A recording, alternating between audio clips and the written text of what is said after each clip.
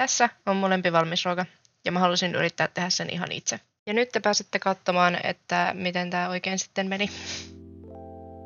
Aloitin tämän prosessin ihan vaan riisin keitolla, paketin ohjeiden mukaan. En tosin niitä ohjeita enää muista.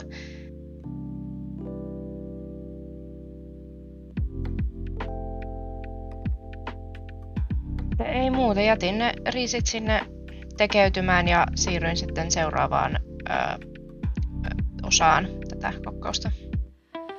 Tämän prosessin kuvaaminen oli tosi uusi ja jännittävä juttu minulle ja olin sitten niin jännittynyt, että laitoin kanat kylmälle pannulle.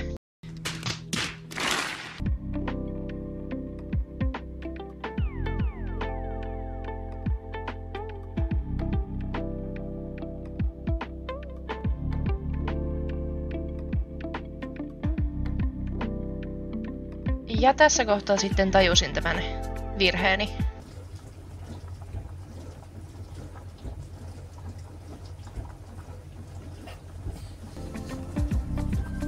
No ei se mitään.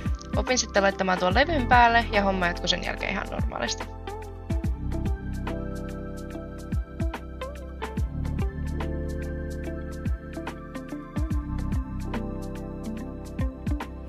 Ja pienimuotoinen pahoittelu tästä videon laadusta. Kuvasin tämän puhelimellani, jossa on todella huono laatu, mutta ei oikein ollut mitään muuta millä kuvata, paitsi sitten jälkikäteen poliisi sanoi, että voit sä hänen puhelinta lainata, jossa olisi parempi kuva, mutta eipä käynyt mielessä sillä hetkellä, kun aloin tätä kuvaamaan.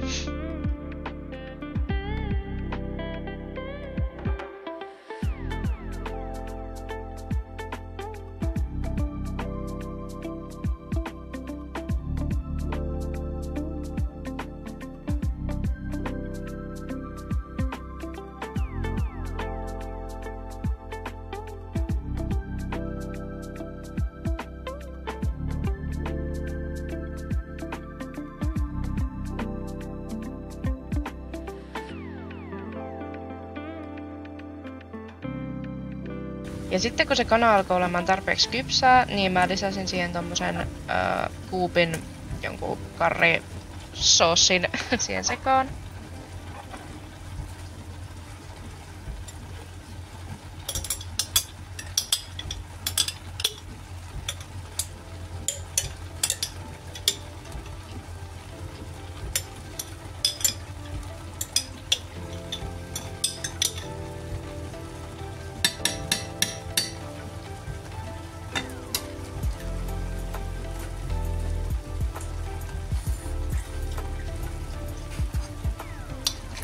Ja koska mitäänhän ei jätetä hukkaan, niin laitoin tuonne lasipurkkiin sitten vähän vettä ja ravistin ja kaadoin sen nesteen sitten tuohon sekaan, että saataisiin kaikki kastikkeet käytettyä.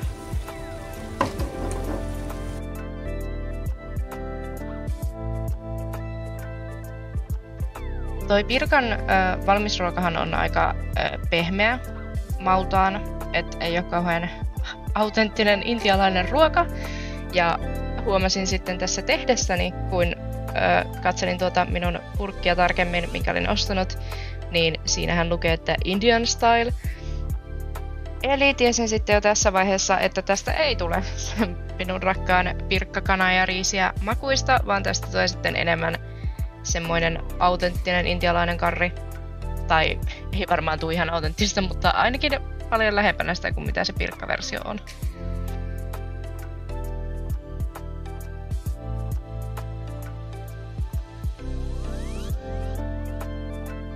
Sitten kun tää ruoka oli valmis, niin mun puoliso ehdotti, että olisiko tähän pitänyt laittaa vähän kermaa. Ja minä sit siinä nauraskelin, että no älä nyt hulluja ehdota, että ei tietenkään. Mutta sitten kun luin tarkemmin tuota kanaa ja riisiä pakettia, niin siinähän lukee, että kermaisessa karrikastikkeessa. Eli se kerma olisi varmaan ollut tän oikein hyvä. Ja oltais varmaan päästy paljon lähemmäs sitä oikeaa makua, jos olisin sen kerman sinne älynyt laittaa. Mutta tästähän tuli siis silti todella hyvän makuinen, ainakin minun mielestä. Se oli vaan se, kun minun idea oli tehdä se pirkkaversio, niin ei siitä sen kanssa samaa tullut, mutta oli silti tosi hyvä. Ja kun näitä kuvia kattelee vierekkäin, niin on ne annokset aika yllättävän samannäköiset. Mun nyt näyttää sinänsä vähän paremmalle, kun siinä on tommonen salaatti vieressä ja kaikkea, mutta voishan tietty sen mikrotarjonkin vaan lämmittää ja laittaa lautaseen ja laittaa salaatin viereen, niin olisi ihan yhtä hyvän näköinen. Tämmönen video. En tiedä, oliko tää kenenkään muun mielestä hauskaa katsoa, mutta minulla ainakin oli ihan hauskaa tehdä tätä ja ihan kivaa muutosta siihen pelaamiseen. Mutta ei mitään, ensi videossa ehkä sitten pelataan. Moikka!